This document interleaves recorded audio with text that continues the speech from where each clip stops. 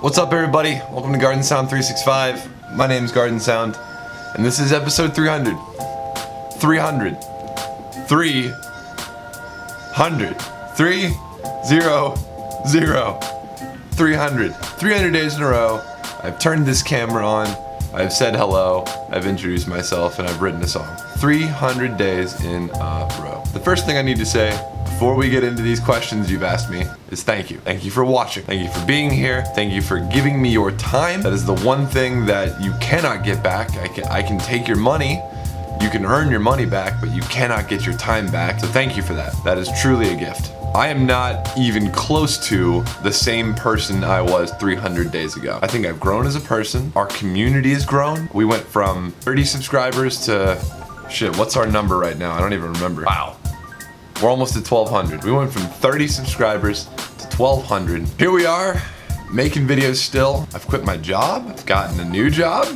I went on tour with a musician that I respect and admire. No, it's been quite the whirlwind. I've collaborated with people. I've made new types of music. My music itself has improved.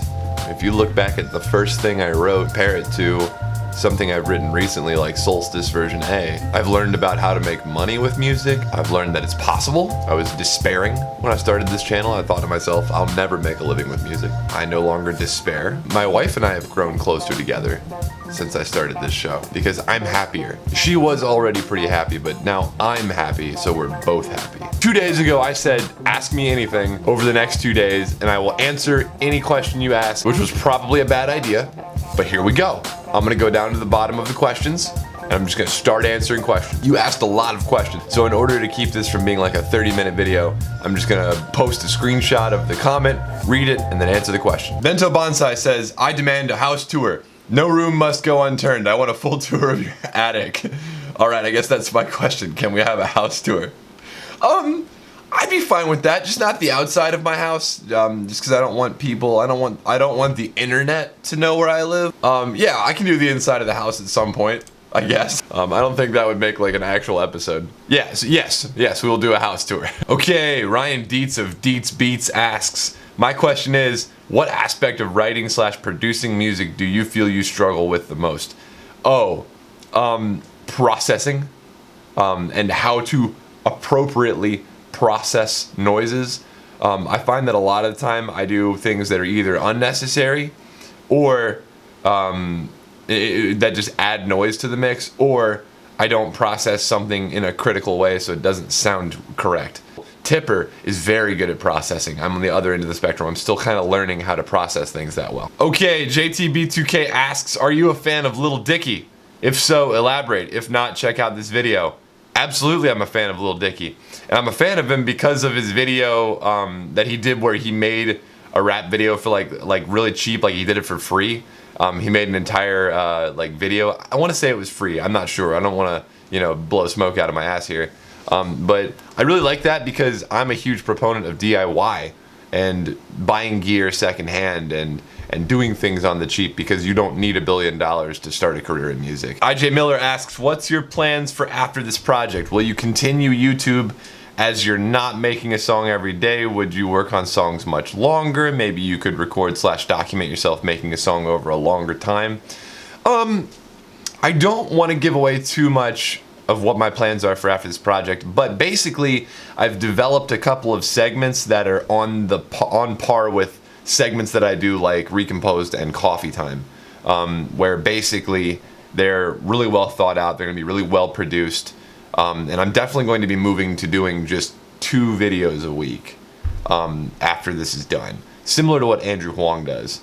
Yeah, I'll definitely be continuing YouTube. I love YouTube now. It's a great platform. It's gotten me more success than anything else I've tried with music. So I'm definitely gonna stay with YouTube. Hot Cheddar writes, hey man, loving your videos. Just wondering if you're selling your music.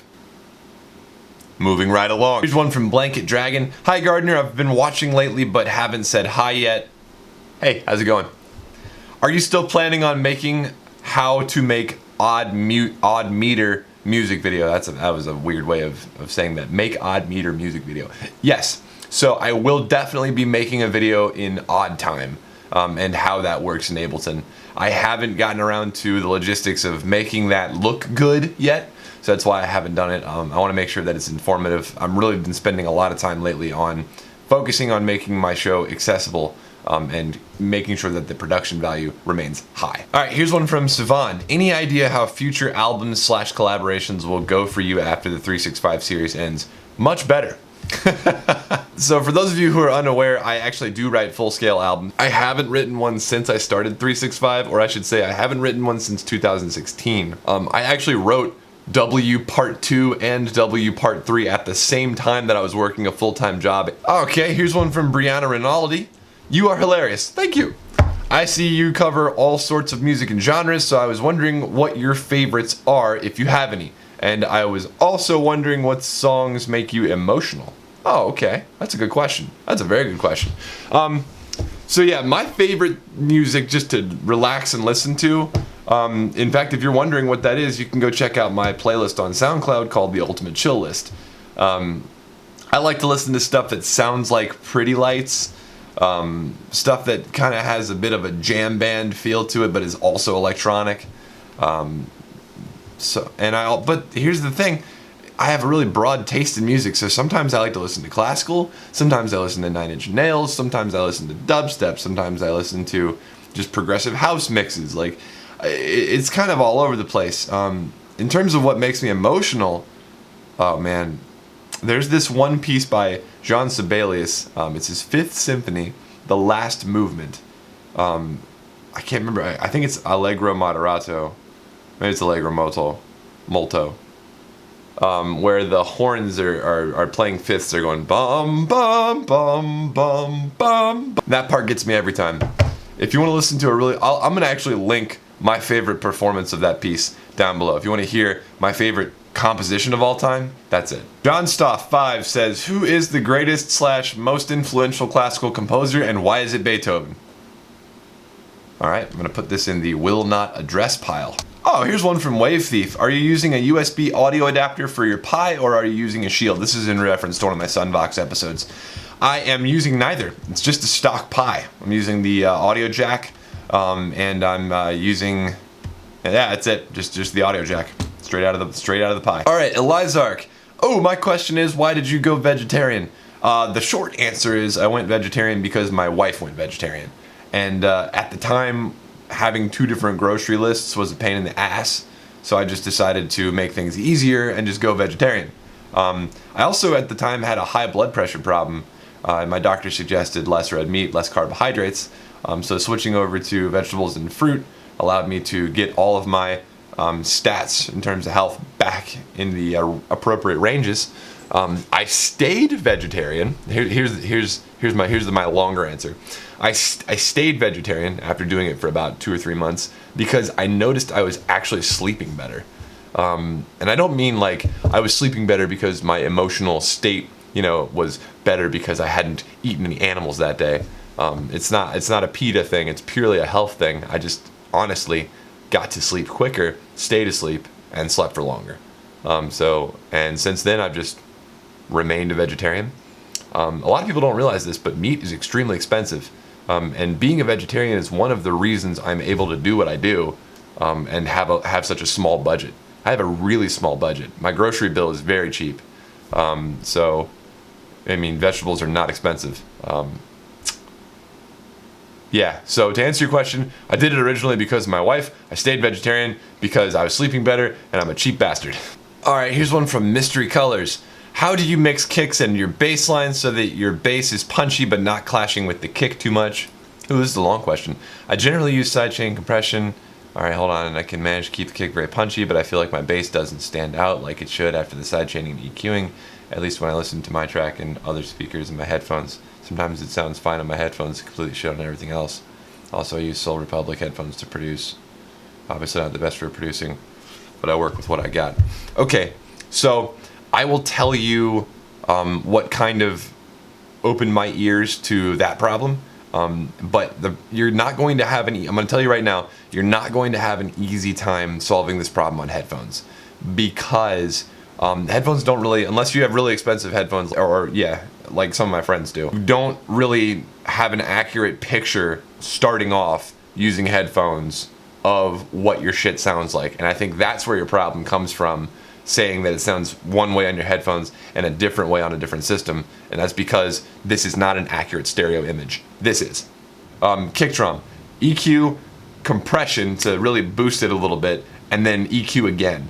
So you want to make sure that your ranges that you want to come out of this of the sound are before the compressor, compress that noise, and then EQ it again. Color, dynamics, shaping. That's how you should look, right? EQ, compression, EQ. Color, dynamics, shaping. And there's guys who know a lot more about this than I do. I've mentioned Tipper already on the show today, but I'd also like to just mention Mr. Bill, because I don't think it's that his ears are better. I just think he's spent more time obsessing over this exact problem. So he's found some ways that make things work better for him. So definitely go watch his live streams. I'm not sure if he's still live streaming. I know he's taking a break right now, but go watch his live streams and focus on how he processes kicks and sub bass and stuff like that, and you'll learn a lot. Well, that's gonna take care of it for today's video. 300. I'm gonna go write some music now, which means that the lights are fucking with me, so I need to turn the lights off and write some cool music. There were a lot of questions about what's gonna happen next, and I want to reassure everybody, one, I'm not going away. Unless I am suddenly ill, or I break all of my gear, or I get in a car wreck, you know, I'm not going anywhere. I will be continuing to do YouTube after 365 is done. It will just be in a format that is both A, higher quality, and B, less releases. I'm not gonna say what my segments are that I'll be producing, but I have a couple of really cool ideas for segments. Also, this is gonna require me to retool my Patreon page. So once August is done, I'll be retooling the Patreon page so that it properly reflects what the new format is, because I won't be releasing volumes of 365 anymore, so I won't be able to give that away as a reward. And so I 100% understand if at the end of the series, some people want to pull their support back until they see what the new rewards are going to be. I won't take any offense to that whatsoever. If you have to back away and take a look at your options before signing back up or not signing back up, that is your prerogative, and I won't be offended or upset, I promise. However, I can assure you that whatever my format is going forward, it'll probably stay that way for a longer period of time. I'm not gonna retool every year. I'm anticipating that this new format's gonna kind of take me into a path where I can begin to do this full time. Sort of like Casey Neistat or H3H3 Productions or Andrew Huang. That's how big I'm thinking. I wanna be that size. As always, my name's Gardner, and you guys are awesome, and I'll see you tomorrow.